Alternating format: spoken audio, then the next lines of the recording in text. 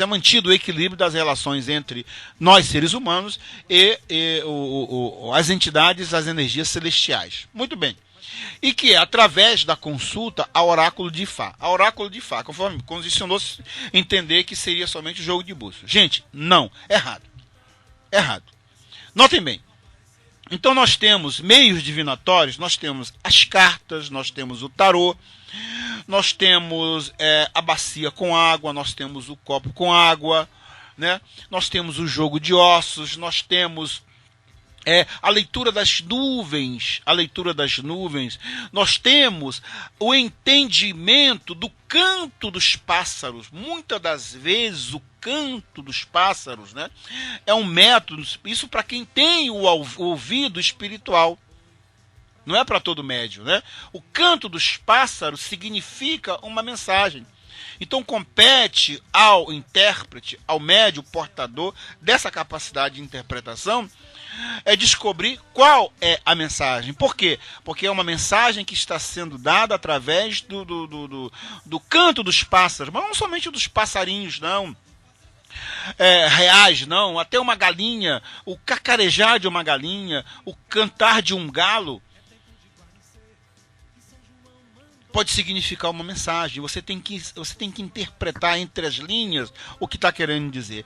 São métodos divinatórios, né? Você imagine, no Norte e Nordeste nós vamos encontrar grandes sacerdotisas, grandes sacerdotes que não sabem, não lhes foram ensinados como manusear um jogo de búzio. E nem por isso eles deixaram de ser grandes dirigentes espirituais, com uma prole espiritual enorme, uma casa de santo cheia, mas o cara não sabe nem jogar búzio. Como é que pode? O cara tem filho de santo feito. Por quê? Onde que está o mistério? Ou é somente nas casas que tem jogo de búzio, é que tem Ifá? Não, eu contesto isso. Ifá está em todo e qualquer processo divinatório. Então nós temos a chamada vidência. Aquelas sacerdotisas que hoje estão rareando, estão indo embora, não estão deixando seguidores, aquela que pega um rosário, pega um conjunto de fitas, né, e manda o sujeito sentar no banquinho, e ali ela vai delineando um rosário de histórias daquela pessoa. E ali ela vai dizendo qual o caminho, qual o rumo daquela pessoa em termos espirituais. E dali acaba resultando numa feitura de santo, num bori, um sacramento celestial. E não tem búzio.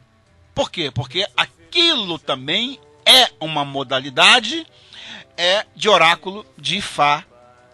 Quantas que eu conheço no nosso Norte e Nordeste, até mesmo aqui no Rio de Janeiro.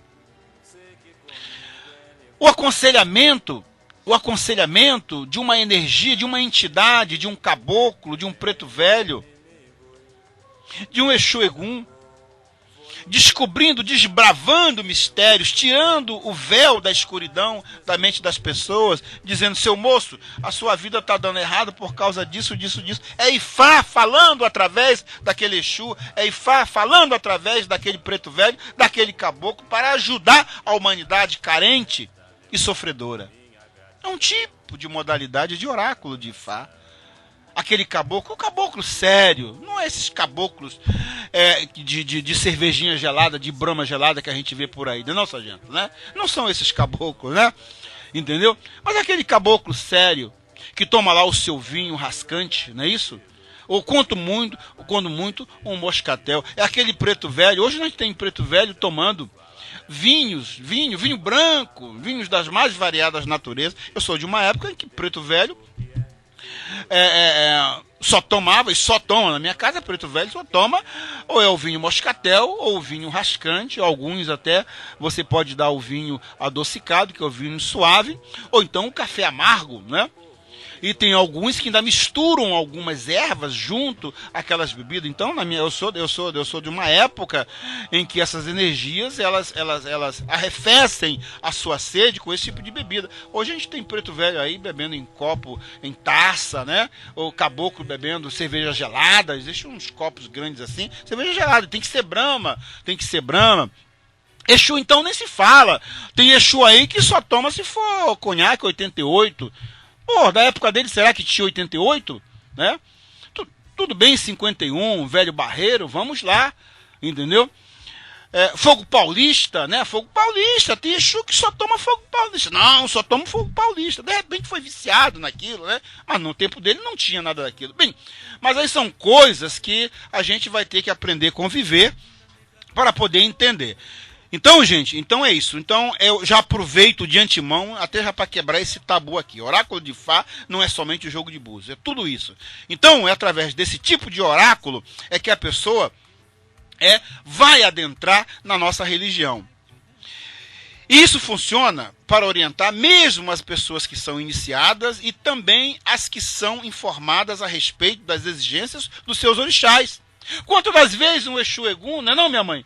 Ele fala para a pessoa assim, olha meu filho, você vai lá, põe uma malá lá pro seu Xangô, que ele está cobrando de você. É Ifá falando através daquele caboclo, daquele Exu, daquela Maria Padilha, daquele tranca-rua, né? Daquele tranca-rua. Com certeza, babá. Né? Então, é Ifá se manifestando, quer dizer, orientando, ele tem que procurar saber o que está acontecendo, para ver se ele consegue desatar aquele nó que deu na vida dele. E principalmente de Exu, relativas às oferendas que desejam receber. Quantas das vezes o Exu é que diz, olha, eu quero que você faça esse tipo de ebó. Exu é que diz. Ele não tem nada catalogado. O Exu quando ele diz, olha, eu quero que o senhor faça isso. Exu não lê livro, não lê apostila, não lê nada. Cada Exu tem um tipo, tem uma modalidade de exigir os seus ebós. E muitas das vezes orientar também como fazer um ebó, uma oferenda a um orixá. E nem sempre essas exigências são estabelecidas pela relação anteriormente explicada sobre o ser humano e seu orixá de cabeça. Muitas das vezes é um outro orixá quem se oferece para solucionar um determinado problema ou alguma dificuldade que está sendo vivenciada e em troca exige algum tipo de sacrifício em seu louvor. Vocês entenderam isso? Que muitas das vezes o orixá que está pedindo aquilo não é o seu orixá ori, não é o seu orixá de caminho, não é o seu orixá de cabeça, mas é um orixá que está assumindo o compromisso de resolver aquele problema que você está vivenciando. Então ele está pedindo algo diretamente relacionado ao seu próprio arquétipo, a sua própria maneira de existir, ou de pré-existir, ou de coexistir entre nós. Algumas vezes as pessoas atormentadas pelos mais diversos tipos de dificuldades recorrem aos préstimos de algum orixá, oferecendo algum tipo de sacrifício como penhor da sua confiança e da sua fé. Da mesma forma que os católicos eles não recorrem aos seus santos, né? São Pedro, São Paulo, São Jerônimo, né? E vai por aí afora. E implorando graças e fazendo promessas que invariavelmente são pagas somente após a obtenção da graça solicitada. Eu até reputo aqui, eu dou uma receitazinha aqui, muito boa, né? Porque todos nós temos um pouco, né, dentro, um pouco, não um muito, né, do chamado catolicismo cristão dentro do nosso.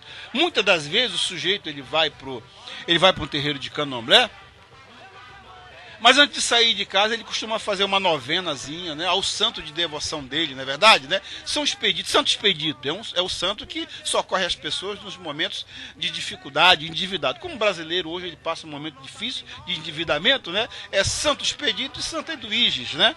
Que são os santos protetores dos endividados. Ou seja, são os santos protetores de todos os brasileiros, porque todo mundo tem dívida, né?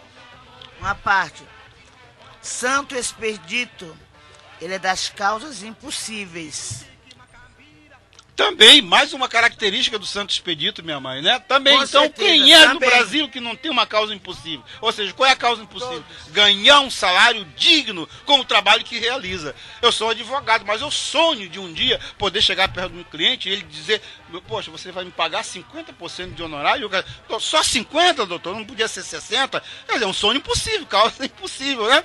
Quer dizer, o Nelson é um técnico aqui da Rádio Tropical Solimã. Digamos que ele ganhe 5 mil, mas o sonho dele é ganhar 10, né? Mas será que a rádio vai pagar 10 mil reais ao Nelson? É um sonho impossível também, minha mãe. Tá certo. Valeu a vossa... é verdade, entendeu? Então, gente, normalmente quando ele vai... Notem a coisa do sincretismo, do ranço religioso é tão grande que muitas das vezes, para você ver, quando a gente sai de casa, por exemplo, para fazer um ebó, a gente vai fazer um ebó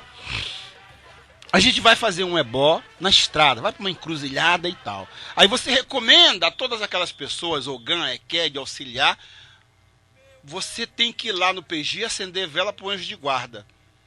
Anjo de guarda tá ligado ao quê?